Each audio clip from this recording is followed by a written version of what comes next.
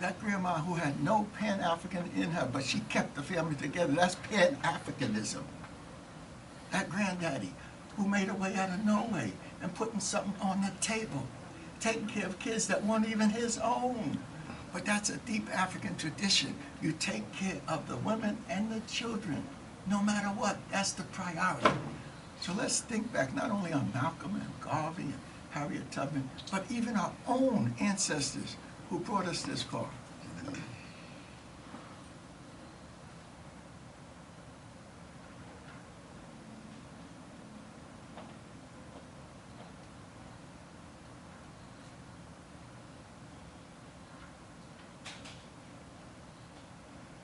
Thank you, brothers and sisters. Now don't sit yet. Yes, best. Don't sit yet, but I ain't gonna let them yet, Mary. Hold on. Let's raise up a triumvirate of Garvey, who's related to Malcolm, of Nkrumah, who's related to Sekou Touré, of Lumumba. Let's raise up a triumvirate, and the women that produced them. And let me show off a little bit and let you know what Sekou Touré is telling me now, to let you know. Nous préférons la misère dans la liberté à l'opulence dans l'esclavage. That was the theme of the Guinea Revolution and the Guinea's people movement. We prefer slavery and the misery of slavery in freedom than richness and wealth and opulence. The Guinea youth, the Guinea adults, the Guinea traditional leaders, the Guinea new political leaders, the Guinea Marxist-Leninists, the Guinea Pan-Africanists, that was what they had speaking to their hearts when they got together to move the Guinea Revolution. And the French said, we're going to destroy your butt because you have nerve enough to even be independent of us. And they brought Guinea to its knees, took out the phone booths, the high school degree. They took out toilet paper to bring Guinea to its knees in 1958 when they said, no, we don't want to be a part of your union. However, other conscious Africans like Nkrumah and the people of Ghana said, we stand with you in the Guinea Revolution, and we're going to take the cocoa money and the gold from Ghana's resources, and we're going to pass it on to the Guinea Revolution to the tune of 50 million pounds. At that time would have been $500 million. And that saved the Guinea Revolution.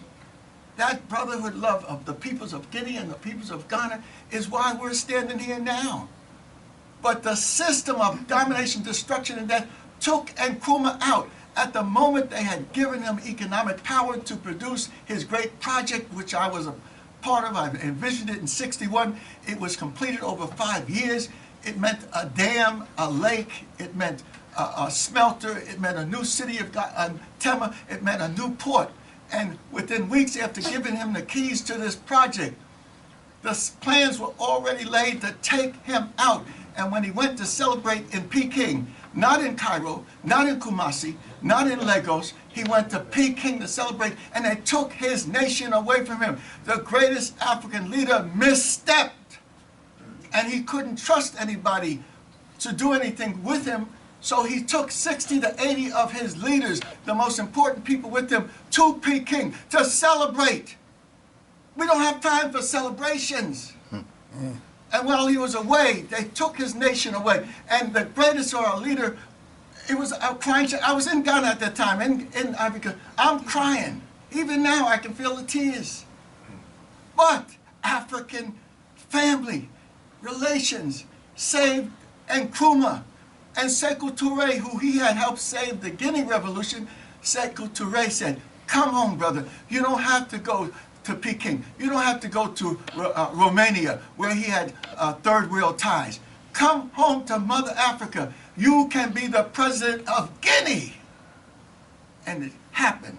He was brought back and he became the co-president of Guinea and finished out his life to write all those books on revolution and struggle and whatnot after he had lost the great nation, the vanguard nation of Ghana. But he was saved by love and brotherhood. So that's what we got to find. We can come up with all these fine points on analysis and point out these difficulties and the Corruption is a part of the capitalist system. That ain't nothing particular to Africa. Myths and legends about democracy are a part of the capitalist system. There's no sense of democracy among Europeans. They come out of the caves. And in the caves, you have to have a predator democracy. The one who can be the greatest predator declares there's democracy. Greece wasn't a democracy. Most of the people in Greece were enslaved other Greeks.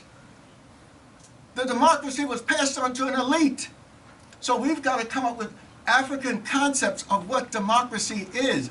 Dr. Clark and others have spent their life trying to delve into what are the principles of African democracy, not some myths about the America having founded by democracy. How the hell can America be founded by democracy when every one of the founding fathers was slave master bastards, from Washington, Jefferson, all the way down? Every single one of them. How the hell can we talk about the nation was built on the backs of the African peoples and on the land of the Native Americans, the biggest thievery in the history of the world, and it continues. So it's not surprising that Nigerian leaders are stealing. If you're going to be in the world economy, you're going to steal. I call it the Mobutu syndrome. They created a political leader who had nothing to do but participate in the assassination of Lumumba, who was a visionary. And they created this political leader and let him stay in power. And by they, I mean the system of white supremacy. The British, the French, the Germans, the English, the Americans. They let him stay in power for 30 years. He came as a poor-ass military officer and left with $10 billion in the bank. And what was Congo left with? $10 billion of debt that had been illegally contracted by these leaders. The Mobutu syndrome is something we've got to use as a model for understanding what's happening now in Jamaica, what's happening now in Brooklyn, what's happening now in Paris. There's a system. Without a systems analysis, we have what I call a paralysis of analysis. And that's what the danger is today, us focusing on Dufour. Dufour is a part of a system, the ancient system of exploitation. Right? You can't just, Jamaica, the country of Marcus Garvey, Bob Marley, Nanny.